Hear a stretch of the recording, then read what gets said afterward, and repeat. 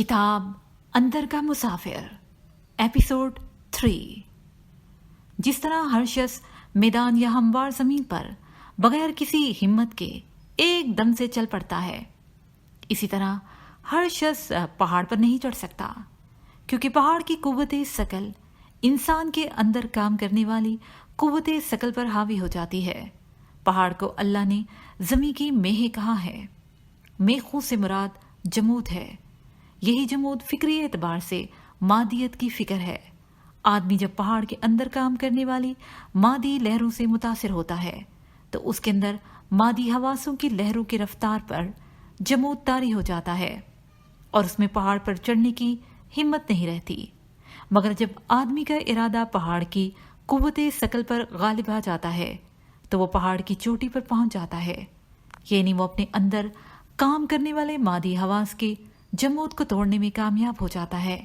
इसका फायदा ये होता है कि अल्लाह फरमाते हैं, और तुम देख रहे हो पहाड़ कि ये जमे हुए हैं, मगर ये बादलों की तरह उड़ रहे हैं। पहाड़ की चोटी पर पहुंचकर आदमी के अंदर ये यकीन और एहसास हावी हो जाता है कि मादी गलबा इसके हवास पर जमूद तारी नहीं कर सकता। वो अमली तौर पर कुव्वते सकल की इंतहाई फोर्स को तोड़ चुका है। उसकी फिक्र मादियत से हटकर लताफत की जानब परवास करने लगती है। हर मादी जिस्म के अंदर एक लतीफ जिस्म मौजूद है। पहाड़ों का बादलों की तरह उड़ना उसी लतीफ जिस्म का तस्करा है। आदमी जब अपने अंदर मौजूद लतीफ हवास और फिक्र के साथ पहाड़ों पर नजर डालता है तो उसकी नजर गहराई में पहाड़ों के लतीफ जिस्म का मुशाहिदा कर लेती है। चूंकि पहाड़ मादे की इंतहाई सूरत है, चुनांचे इसी मुनासबत से पहाड़ के अंदर काम करने वाले लतीफ जिस्म की हरकत लतीफ हवास का पहला दर्जा होगा। पैगम्बरान अलैहिस्सलाम पहाड़ों पर अल्लाह ताला की इबादत के जरिए अपने रूहानी हवास को इस इब्तदाई दर्जे से बदतरीज बुलंद करते हुए रूहानियत की मिराज पर पहुंचा देते थे। इस तरह इनके हवास ने रूहानियत की पहली सीढ़ी से लेकर आखिरी सीढ़ी तक, जहां तक अल्लाह ताला ने उन्हें अलूम देना चाहा, वहां तक तमाम मदारिज को तय कर लिया और उनके रूहानी हवास ने इब्तदा से लेकर इंतहा तक अलूम की तमाम रोशनी को जज्ब कर लिया। यही वजह है कि उनके अलूम बाकी तमाम लोगों से अफसल और कामिल हुए और उनके अंदर आम लोगों की निस्बत नूर को जज्ब करने की सकत भी बहुत ज्यादा थी, जिसकी वजह से उनके जरिए मौजज़ात सादिर हुए। मौजज़ात नूर की अमली सूरत और फेल है। पैगम्बरान अलैहिस्सलाम के अंदर ज़हीरा शुदा नूर अल्लाह ताला के इरादे और हुक्म की सूरत में ढल जाता है। मेरा दिल इस इल्मी तोजी पर निहायत ही मसरूर हुआ। मैंने अल्लाह ताला का शुक्र अदा किया कि उसने मेरे दिल में पहाड़ पर कुछ अरसा गुजारने का तकाजा पैदा किया। मैं अपने साथ खाने पीने की चीजें लेकर चला था ताकि इत्मीनान से चोटी पर कुछ दिन गुजार सकूं। सूरज की रोशनी बढ़ती जा रही थी। इसके साथ साथ वक्त का एहसास भी होने लगा। मैंने थैले से खाने पीने की चंद चीजें निकाली और खुशी खुशी खाने लगा। दिल ऐसा खुश और भरा हुआ था कि जैसे अपने चाहने वालों की महफिल में बैठा है। तन्हाई का जरा सा भी एहसास न था। और फिर मैं तन्हा कब था? फितरत की बेशुमार चीजें अपनी तमाम रानाइयों के साथ मेरे आस पास थीं। अभी तो किसी अल्लाह के बंदे की तलाश करनी है जो मुझे कदम कदम चलाकर समंदर की गहराई में ले जाए। अभी तो मुझे समंदर की तह से मोती मोंगे चुनने हैं। ऐ मेरे रब, मुझे किसी ऐसे बंदे से मिला जो मुझे तुझसे मिला सके। मेरी रूह का तकाजा दुआ बनकर दिल से निकलने लगा। दरख्तों के परिंदे चहचहाते हुए इधर से उधर फुदक रहे थे। मुझे दादी अम्मा की बात याद आ गई। वो कहती थी, बेटा, जो बच्चे बड़ों की बात मानते हैं, मरने के बाद उनकी रूह चिड़िया की तरह हल्की फुल्की और आज़ाद हो जाती है। फिर वो गैब में जहां जी चाहे उड़ती रहती है। मैंने सोचा, आज़ाद फिक्र की निशानी ये परिंदे हैं। ना इन्हें खाने का गम, ना पीने की फिक्र, दुनिया के हर झमेले से आज़ाद फिजाओं में उड़ते फिरते हैं। काश मेरी रूह भी चिड़िया की तरह आज़ाद हो जाए। پھر تو وہ سیدھی اللہ کی جانب لپکے گی۔ روح کیسی ہوگی؟ اللہ کیسا ہوگا؟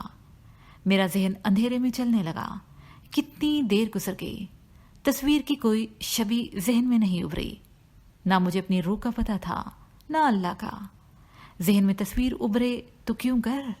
اچانک میرے ذہن میں خیال آیا، ان پہاڑوں میں بھی تو کوئی میری طرح اللہ کی جستجو میں بیٹھا ہی ہوگا، کیوں نہ اسے تلاش کیا جائے؟ اس خیال نے جیسے میرے اندر بجلی سی بھر دی۔ میں ایک دم چھلانگ مار کر اٹھ بیٹھا، جلدی جلدی سارا سامان سفری بیگ میں رکھ کر فوراً ہی چل دیا۔ دن بھر میں پہاڑوں کے اندر پتلی پتلی پگڈنڈیوں پر چلتا رہا۔ بھوک پیاس لگتی تو کمر سے لٹکے ہوئے بیگ سے کچھ کھا پی لیتا، مگر اس سفر میں اس قدر لطف آ رہا تھا، عجیب عجیب سے درخت، جنگلی پھل اور پھول دکھائی دیتے، گھنے درختوں پر ایسے خوبصورت پرندے دکھائی دیتے کہ ان کے بنانے والے کے ہاتھوں کو چوم لینے کو جی چاہتا۔ میں اپنی دھن میں سیڑھی بجاتا چلا جا رہا تھا۔ شام ہونے کو تھی۔ جنگل میں پرندوں کا شور مچا ہوا تھا کہ ایک درخت کے پیچھے کسی کی جھلک نظر آئی۔ میں ایک دم سنبھل گیا، پھر آہستہ آہستہ درخت کی اوٹ سے جھانک کر دیکھا تو ایک بزرگ بیٹھے نظر آئے۔ انہوں نے زمین پر ایک موٹی دری بچھائی ہوئی تھی۔ میری آہٹ سنتے ہی اونچی آواز میں سلام کیا اور بولے، تم سامنے آ سکتے ہو۔ میں درخت کی اوٹ سے باہر آ گیا اور بزرگ کو سلام کیا۔ انہوں نے جواب دیا۔ میں ان کے اشارے پر دری پر بیٹھ گیا۔ کہنے لگے، تم یہاں تک کیسے آئے؟ میں نے کہا، بس یوں ہی، فطرت کے نظارے دیکھنے کے شوق میں چلا آیا۔ کہنے لگے، فطرت کے نظاروں کے پس پردہ خود فطرت کو بھی جاننے کا کچھ شوق ہے آپ کو؟ میں ان کے سوال پر ایک دم چونک گیا۔ دل نے کہا، ہو نہ ہو، یہ ضرور کوئی پہنچے ہوئے بزرگ ہیں۔ میں نے کہا، قبلہ شوق تو بہت ہے، مگر پردے میں جھانکنا نہیں آتا۔ کہنے لگے، کتنے دن کے لیے یہاں ہو؟ میں نے کہا، 1 ہفتے کے لیے۔ بولے، ہمارے ساتھ رہو۔ میں نے خوش ہو کر حامی بھر لی۔ مجھے تو یوں لگا جیسے اللہ نے میری دعائیں سن لی ہیں۔ کہنے لگے، بس یہاں بیٹھ کر 2 رکعت نفل کی نیت باندھ کر ہر رکعت میں الحمدللہ شریف کے بعد 3 مرتبہ سورہ اخلاص پڑھو اور سلام پھیر کر 41 مرتبہ یا رحمان کی تسبیح کرو۔ بس اسی ترکیب سے صبح تک نفل پڑھتے رہو۔ اس وقت رات ہو چکی تھی۔ ہم سب نے کچھ تھوڑا سا کھانا کھایا۔ بزرگ نے سوکھا حلوہ مجھے دیا۔ کھانا کھا کر ہم نے چند منٹ باتیں کی، پھر اپنی عبادت میں لگ گئے۔ بزرگ کا حکم تھا کہ عبادت کے دوران بات نہ کی جائے، نہ ایک دوسرے کو دیکھا جائے۔ میرا مصلی انہوں نے اپنی جگہ سے ہٹا کر ایک بڑے سے درخت کی اوٹ میں بچھانے کو کہا تاکہ ہم دونوں کے درمیان درخت کی آڑ رہے۔ میں نے نماز شروع کی۔ میرے لیے زندگی میں یہ پہلا تجربہ تھا جس میں کسی بزرگ کی رہنمائی میں عبادت کر رہا تھا۔ میں خوش بہت تھا کہ اس سلسلے میں کچھ تو شروعات ہوئی۔ ساری رات اسی ترکیب سے نماز پڑھتا رہا، مگر ذرا تکان محسوس نہ ہوئی، نہ نیند آئی، یہاں تک کہ پرندوں کی آوازیں آنے لگیں اور آہستہ آہستہ سیاہ آسمان پر سفید دھاری نمایاں ہو گئی۔ میں نے فجر کی نماز پڑھی اور مراقبہ کرنے لگا۔ مجھے یوں لگا جیسے ایک پتلی سی سڑک ہے، میں اس سڑک پر چلا جا رہا ہوں۔ راستہ زیادہ روشن نہیں ہے، جیسے صبح کا ملگجا اندھیرا سا فضا میں چھایا ہوا ہے۔ 10-15 منٹ گزرے تھے کہ بزرگ کی آواز آئی، سلیمان بیٹے، السلام علیکم۔ میں نے سلام کا جواب دیا اور ان کے پاس چلا گیا۔ پوچھنے پر میں نے انہیں بتایا کہ رات بہت جلد گزر گئی۔ ہم دونوں نے ناشتہ کیا اور سو گئے۔ آنکھ کھلی تو دھوپ نکلی ہوئی تھی۔ کہنے لگے، بس پانی پی کر شام تک یہ ورد کرتے رہو، یا وہاب یا اللہ۔ میں پھر اپنی جگہ پر جا بیٹھا और मगरिब तक ये विर्द करता रहा। मगरिब की नमाज पढ़कर बुजुर्ग ने मुझे बुला लिया। हमने थोड़ा सा खाना खाया और वहीं दर्री पर लेट गए। फौरन ही नींद आ गई। अभी मुश्किल से 1 घंटा ही सोया हूँगा कि बुजुर्ग ने जगा दिया। कहने लगे, तुम्हारे नफल पढ़ने का वक्त हो गया है, जाओ और इशा की नमाज पढ़कर सुबह तक उसी तरह नफल पढ़ते रहो। मैं फिर अपनी जगह पर चला गया और सुबह तक उसी तरह इबादत करता रहा। फिर सुबह की नमाज के बाद मुराकबा किया। फिर अपने आप को एक पतले से रास्ते पर पाया, मगर रास्ता ज्यादा रोशन न था। मैं इस पर संभल कर आहिस्ता आहिस्ता चलता रहा। सारा वक्त मुराकबा में यही कैफियत रही। 7 दिन इसी मामूल पर गुजर गए। इन 7 दिनों में मुझे ये बुजुर्ग अच्छे तो लगे, मगर उनके लिए मैंने अपने दिल में इतनी ज्यादा मोहब्बत महसूस नहीं की। उनसे बिछड़ने का मुझे कोई मलाल न था। मैंने उनसे अदब के साथ मुआनका किया। उन्होंने दुआओं के साथ मुझे रुखसत किया। वहां से रुखसत होकर मैं सीधा फुप्पी के घर पहुंचा। रास्ते में नरीमा मेरे जहन पर छाई रही। मैं बार बार उसके ख्याल को झटकने की कोशिश करता। ख्याल आता, मैंने जो इतनी इबादत की वो सारी इबादत नरीमा के ख्याल से ज़ाया हो जाएगी, क्योंकि इंसान को सिर्फ अल्लाह ही से मोहब्बत करनी चाहिए। फिर ख्याल आता, मगर अल्लाह ही ने तो ये रिश्ते बनाए हैं और इनसे मोहब्बत करने का हुक्म दिया है। अल्लाह के हुक्म पर इसकी मखलूक से दोस्ती रखना भी अल्लाह की रज़ा में शामिल है। मेरा दिल इस तावील पर मुतमईन हो गया। घर आया तो सारे ही मेरे मुंतज़िर थे। रात गे तक बातों में मशगूल रहे। फिर फुप्पी और फुप्पा तो सोने चले गए। वकास, नरीमा और मैं बैठे गपशप करते रहे। जाने क्यों मेरा जीना चाहा कि इन लोगों को बताऊं कि पहाड़ पर मैं क्या करता रहा। बस मैं तो फितरत के नज़ारों की बातें करता रहा। सब समझे कि कराची में चूंकि कुदरती मनाजर की कमी है, इस वजह से मेरी दिलचस्पी इनमें ज्यादा है। 3-4 दिन मैं वहां और रहा। मैंने महसूस किया कि नरीमा भी मुझ में काफी दिलचस्पी रखती है। वो मेरे करीब आने और बात करने के बहाने ढूंढती है, मगर मैं शादी को रूहानी तरक्की में रुकावट समझता था और यही वजह थी कि बावजूद जी चाहने कि मैं अपने आप को अलग रखने पर मजबूर था। मैंने पूरी कोशिश की कि नरीमा को मेरे किसी भी रवैये से कोई गलत फहमी ना हो जाए, वरना फिर मेरी शादी का चक्कर चल जाएगा। जल्द ही मैं कराची लौट आया। घर में अब भी हर रोज सुमेरा बाजी की शादी के तस्करे थे। घर की पहली शादी थी। सभी बेहद खुश थे।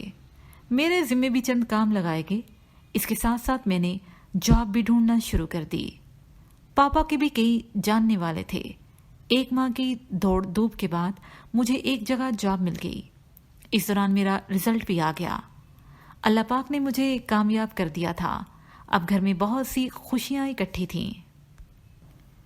एक तो पास होने की खुशी, दूसरे जॉब की खुशी, तीसरे सुमेरा बाजी की शादी। मम्मी तो हर वक्त कुछ ना कुछ बोलती ही नजर आती, ये कर दो वो कर दो। उन्हें तो बस यही घबराहट थी कि शादी में कोई कमी ना रह जाए। मैं अपनी जॉब में मसरूफ हो गया। 1 माह तक तो मुझे बहुत लग कर काम करना पड़ा। कंपनी के सारे सिस्टम को समझे बगैर काम भी नहीं चल सकता था, लेकिन जल्द ही सेट हो गया। अब शादी में सिर्फ 2 हफ्ते रह गए थे। काम से घर आया तो समीना ने बताया कि कल नरीमा बाजी और सीमा फूफा भी आ रही हैं। फूफा और वकास भाई शादी पर आएंगे। नरीमा आ रही है। मेरे दिल में खुशी का एक फवारा सा फूट पड़ा। दूसरे दिन नरीमा और फुफ्फी आ गईं। अब हर रोज रात को मोहल्ले की लड़कियां जमा हो जाती और खूब गाने बजाने होते। मैं अक्सर सलीम के घर जा बैठता और हम दोनों रूहानी मौजू पर कोई ना कोई बात छेड़ देते। उसे मालूम था कि मैं इन बातों में कितनी दिलचस्पी रखता हूं। उसे मैंने पहाड़ वाले बुजुर्ग के मिलने का सारा किस्सा सुनाया, मगर मैंने ये भी बताया कि उनसे मिलकर मुझे इतनी तसल्ली नहीं हुई। अभी तक मेरे अंदर तलाश मौजूद है। सलीम कहने लगा, मेरे एक दोस्त हैं, उदेड़ उम्र के हैं, वो भी बहुत अच्छी बातें करते हैं। उनकी बातें तो मेरी समझ में ही नहीं आती। तुमसे मिलवाऊंगा। میں نے کہا ہاں، شادی کے بعد اطمینان سے اس طرف لگوں گا۔ شادی ہو گئی۔ سمیرہ باجی کے شوہر ندیم بھائی بہت اچھے اور باوقار انسان تھے۔ ان کا خاندان بھی کافی بڑا تھا۔ ان کے چاچے مامی وغیرہ بہت سارے تھے، مگر خاندان میں باہم اتفاق و محبت بہت تھی۔ سمیرہ باجی کے گھر سے جانے کے بعد گھر کچھ اور سونا ہو گیا، اور اب راحیلہ اور سمینہ زیادہ تر اکٹھی دکھائی دیتی۔ نریمہ اور تمام مہمان جا چکے تھے۔ میرا بھی وہی معمول ہو گیا۔ میں آفس کے بعد زیادہ تر وقت قرآن با ترجمہ پڑھنے اور مختلف کتابوں کے پڑھنے میں گزارتا۔ اسی دوران ایک دن سلیم کا فون آیا کہ میرے گھر آؤ، جن صاحب کا تم سے ملوانے کا وعدہ تھا وہ آئے بیٹھے ہیں۔ میں گیا تو ایک صاحب نہایت معقول شکل و صورت کے بیٹھے تھے۔ ان سے باتیں ہوئیں۔ انہوں نے میرے بہت سے سوالوں کے جواب دیے، مگر شاید جس روشنی کی تلاش مجھے ہے وہ ان سے نہیں مل سکی۔ ایک دن میں نے خواب میں دیکھا، میں 7-8 سال کا بچہ ہوں۔ دادی اماں میرا ہاتھ تھامے ہوئے ہیں۔ دادی اماں میرا ہاتھ پکڑ کر دریا میں کود جاتی ہیں۔ ہم جلد ہی دریا کی تہہ میں پہنچ جاتے ہیں۔ تہہ میں دریا بالکل سوکھا ہے۔ یہ ایک شہر کی طرح ہے۔ ہم ایک راستے پر چلتے ہیں۔ کچھ فاصلے پر ایک پہاڑی نظر آتی ہے۔ ہم اس پر چڑھ جاتے ہیں۔ یہاں زمین پر ایک بزرگ بیٹھے ہیں۔ زیادہ بوڑھے نہیں ہیں، بلکہ 50-60 سال کے درمیان ہوں گے۔ سفید کرتا شلوار پر سیاہ واسکٹ، ہلکی سی داڑھی۔ دادی اماں کہنے لگی، سلمان، یہ صاحب تمہیں اس شہر کی سیر کرائیں گے، میں تمہیں ان کے سپرد کرتی ہوں۔ یہ کہہ کر انہوں نے میرا ہاتھ ان صاحب کے ہاتھ میں دے دیا اور خود غائب ہو گئیں۔ ان صاحب نے مجھے گلے سے لگایا۔ میرے اندر جیسے بجلی سی دوڑ گئی اور میری آنکھ کھل گئی۔ سارا خواب فلم کے سین کی طرح آنکھوں میں آ گیا۔ مجھے یقین ہو گیا کہ دادی اماں کو میرا اب بھی بہت خیال ہے، اور اب ضرور میں اپنی مراد پا جاؤں گا۔ زندگی اپنے معمول پر تھی۔ ایک دن ہم سب سمیرہ باجی کے یہاں گئے۔ وہاں ایک شخص بالکل اسی شکل و صورت کے بیٹھے تھے جیسے میں نے خواب میں دیکھا تھا۔ انہیں دیکھتے ہی میں ایک دم چونک گیا۔ سمیرہ باجی نے تعارف کرایا، سلمان، یہ ندیم کے تایا ابو ہیں، شادی پر باہر تھے جس کی وجہ سے شامل نہ ہو سکے۔ میں سلام کر کے بیٹھ گیا۔ انہوں نے آگے بڑھ کر نہایت محبت کے ساتھ مجھے گلے لگایا۔ مجھے یوں محسوس ہوا جیسے میرا خواب دن کے حواس میں منتقل ہو گیا ہے۔ گلے ملتے ہی سارے بدن میں ایک سنسنی سی دوڑ گئی۔ وہ کئی منٹ تک گلے سے لگائے کھڑے رہے۔ میں نے بڑھ کر ان کے ہاتھ چوم لیے۔ یہ سب غیر ارادی طور پر تھا۔ ایک کشش تھی جو مجھے ان کی جانب کھینچ رہی تھی۔ باتیں کوئی خاص نہ تھیں، سب کے ساتھ ادھر ادھر کی باتیں تھیں۔ بس صرف ایک سوال انہوں نے کیا، سلمان میاں، خواب کے متعلق آپ کی کیا رائے ہے؟ میں نے کہا، جناب، کچھ خواب سچے بھی ہوتے ہیں۔ فوراً بولے، دریا میں غوطہ لگانے کا کیا مطلب ہے؟ میں نے کہا، جناب، یہ تو آپ ہی بتا سکتے ہیں۔ وہ مسکرا دیے۔ ندیم بھائی بولے، سلیمان، تایا ابو بہت چھپے رستم ہیں، یہ روحانی علوم میں بھی بہت آگے ہیں۔ میں نے کہا، جناب، بچپن ہی سے ان علوم کو جاننے کا شوق ہے مجھے۔ اب تو قسمت نے آپ سے ملوا ہی دیا ہے، کہ کبھی آپ مجھے بھی کچھ وقت دیں گے؟ وہ مسکرا دیے، جس وقت چاہو، غریب خانے پر آ سکتے ہو، تم تو اپنے ہی بچے ہو۔ وہ وقت ختم ہوا۔ ہم اپنے گھر لوٹ آئے، مگر عجیب بات تھی، جتنی دیر وہاں رہا ایک کشش تھی جو ان صاحب کے قریب رہنے پر مجبور کرتی تھی۔ دل بار بار کہہ رہا تھا، تمہارا خواب شرمندہ تعبیر ہو چکا ہے، یہی وہ بزرگ ہیں، یہی وہ روشنی ہے جس کا تمہیں انتظار تھا۔ گھر آنے کے بعد بھی وہ بزرگ میرے ذہن سے محو نہ ہوئے۔ دوسرے دن بھی مجھے ان سے ملنے کی تڑپ ستانے لگی، ایک جھجک مانے تھی۔ تیسرے دن بھی دفتر سے آ کر جی چاہا ابھی چلا جاؤں۔ بڑی مشکل سے اپنے آپ کو سمجھایا کہ وہ بھی کیا سوچیں گے کہ اتنی جلدی چلا رہا ہے، مگر چوتھے دن تو کسی طرح صبر نہ ہو سکا۔ میں نے دروازے پر دستک دی۔ اتفاق سے انہوں نے ہی دروازہ کھولا۔ سلام کرتے ہی گلے سے لگایا، आओ भाई, हम तो कब से तुम्हारे इंतजार में हैं। अब मैंने फिर चौंक कर उन्हें देखा। जरूर उन्हें मेरी हालत का इल्म है। मैंने झिझकते हुए आहिस्ता आहिस्ता अपना ख्वाब सुनाया और पहाड़ पर जाने का हाल भी सुना दिया। कहने लगे, रूहों की मुलाकात तो आलमे अरवा में होती है, वहां पर वो जिन से मानूस हो चुकी हैं, यहां भी उनसे मानूस हो जाती हैं। हंस कर बोले, लगता है हमारी रूहें भी आलमे अरवा में एक दूसरे से मानूस हो चुकी हैं। मैं भी हंस पड़ा। अब मेरे अंदर वो झिझक दूर हो चुकी थी। गुफ्तगू के दौरान मैंने उन्हें बचपन में दादी अम्मा के साथ दरिया में नहाने के मुराकबे के मुतालिक बताया। वो चुपचाप सुनते रहे। वैसे भी वो कम ही बोलते थे। मैं उन्हें अब ताया जान बोलने लगा था। तकरीबन 1 घंटा हो गया। मुझे एहसास हुआ कि मैंने उनका कीमती वक्त काफी ले लिया। इसी ख्याल के तहत मैंने जाने की इजाजत तलब की। कहने लगे, फिर कब आओगे? मैं बेसाख्ता बोल उठा, कल आ जाऊंगा। मुस्कुरा के फरमाया, कल आ जाओ। रुखसत होते वक्त फिर गले मिले। दूसरे दिन हम दोनों तकरीबन 10-15 मिनट तक बिल्कुल चुपचाप बैठे रहे। मुझे नहीं मालूम कि वो कौन सी कुव्वत थी जिसने मेरी कुव्वत गोयाई सल्ब कर ली थी। मुझ पर एक रौब छाया हुआ था। बिलाखिर सकूत टूटा। बोले, सलमान मियाँ, क्या चाहते हो? मैंने इंतहाई अदब के साथ कहा, हजूर मैं चाहता हूं कि आप मेरी रूहानी तरबियत फरमाएं। कहने लगे, कागज कलम लाओ। मैं दौड़ के गाड़ी से नोटबुक और पेन ले आया। कहने लगे, लिखो, बाअदब बानसीब, बेअदब बेनसीब। यही रूहानियत का पहला सबक है और यही रूहानियत का आखिरी सबक है। इस पहले और आखिर के दरमियान तमाम अलूम मकामी अदब के दर्जात हैं। ये सबक हमेशा याद रखना। रूहानी अलूम अदब के दायरे में मुंतकिल होते हैं। अदब के दायरे से बाहर रूहानी अलूम हासिल नहीं किए जा सकते।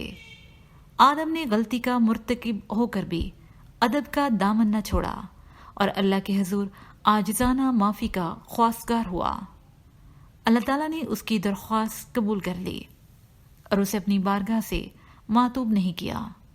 मगर इब्लीस ने नाफरमानी का इर्तिकाब करने के बाद अल्लाह से हुज्जत की कि तूने मुझे मेरे रास्ते से वरकलाया और जिस तरह तूने मुझे मेरे रास्ते से वरकलाया, मैं भी तेरे बंदू को तेरे रास्ते से वरगलाऊंगा। ज़ाती बारी ताला को चैलेंज देने और खुज्जत करने से इब्लीस राइंदा दरगाह हुआ। उसने अदब के दायरे से बाहर अपने पाँव निकाल लिए थे। याद रखो, अदब के दायरे से बाहर पाँव निकालने वाला राइंदा दरगाह है। राइंदा दरगाह को अल्लाह के अलूम की रोशनी हासिल नहीं हो सकती। अदब के दायरे में इल्म है, रोशनी है और अदब के दायरे से बाहर जहालत है, तारीकी है। अदब के दायरे में रोशनी के मदारिज रूहानी अलूम है।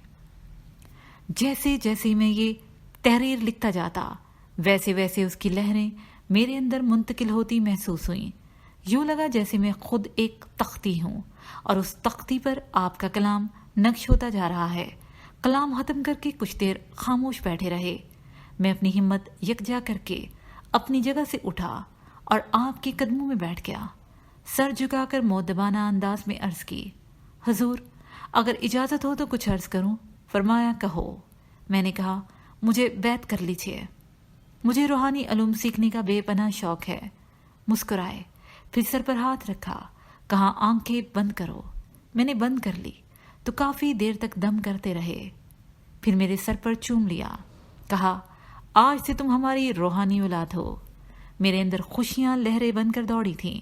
फरमाया, आज से तुम रोजाना रात को सोते वक्त और सुबह फजर के वक्त मुराकबा करोगे। पहले वुजू करके मुसल्ले पर बैठकर 100 बार दरूदे खिजरी, फिर 100 बार या हय्यो या कय्यूम पढ़कर आंखें बंद करके शेख का तसव्वुर करो कि शेख तुम्हारे सामने बैठा है और शेख के कल्ब से रोशनियां निकलकर तुम्हारे कल्ब में दाखिल हो रही हैं।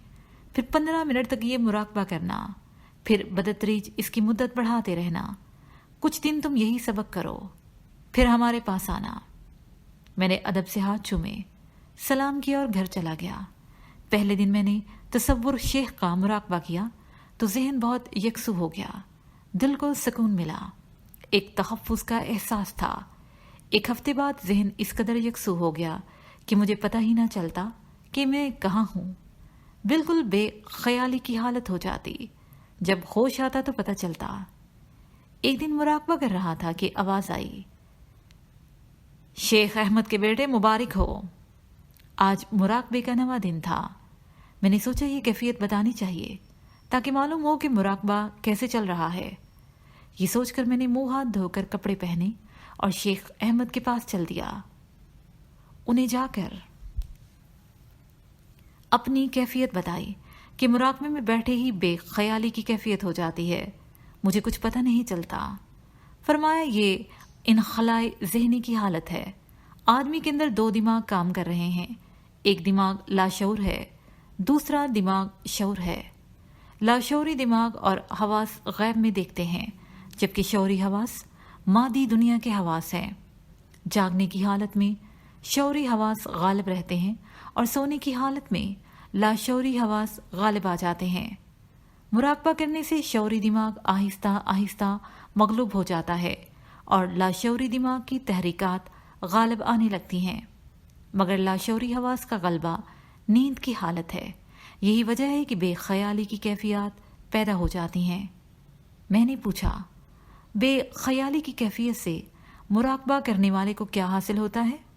फरमाया, चूंकि मुराकबा इरादी हरकत है, इसलिए उसके अंदर बेख्याली भी इरादी हरकत है।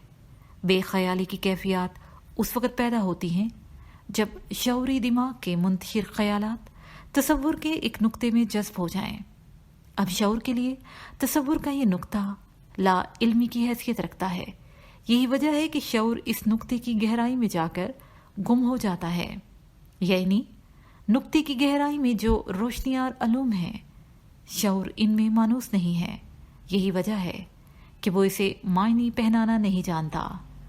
मुराकबे की मशकों से शऊर आहिस्ता आहिस्ता लाशऊर की रोशनी से मानूस हो जाता है और फिर वो इन रोशनी में मायनी पहनाना सीख लेता है। मैंने पूछा, इस स्टेज पर शेख की क्या जिम्मेदारी होती है? कहने लगे, वही जो एक धोबी की। मैंने पूछा, वो कैसे? कहने लगे, मुरीद दुनियावी तर्ज फिक्र छोड़कर रूहानी तर्ज फिक्र अपनाता है। दुनियावी तर्ज फिक्र जहन में मैल कुचैल और कसावतें जमा कर देती है। शेख मुरीद की जहनी हालत से वाकिफ होता है। ऐसे वक्त में वो मुरीद की जहनी कसावतों को धोकर उसकी तर्ज फिक्र को साफ करता रहता है, ताकि जब उसका जहन लाशऊर के रास्ते पर चले तो इस रास्ते की हर शय को पहचान ले और सही मायनी पहना सके, क्योंकि किसी भी शय की अच्छाई या बुराई का इन्हसार उसके मायनी पहनाने में है। मैं बड़ी बाकायदगी से मुराकबा के असबाक करता रहा। उसके साथ साथ कुरान बातर्जमा भी रोजाना पढ़ता और अब कुरानी आयात का मफहूम ज्यादा वाज़ेह तौर पर मेरे अंदर उतर जाता। शेख से मेरी उनसियत दिन ब दिन बढ़ती जाती थी। वो भी मेरे साथ निहायत मुहब्बत से पेश आते थे। अब उन्होंने मुझे सुबह के वक्त सांस की मशकें करने का हुक्म दिया।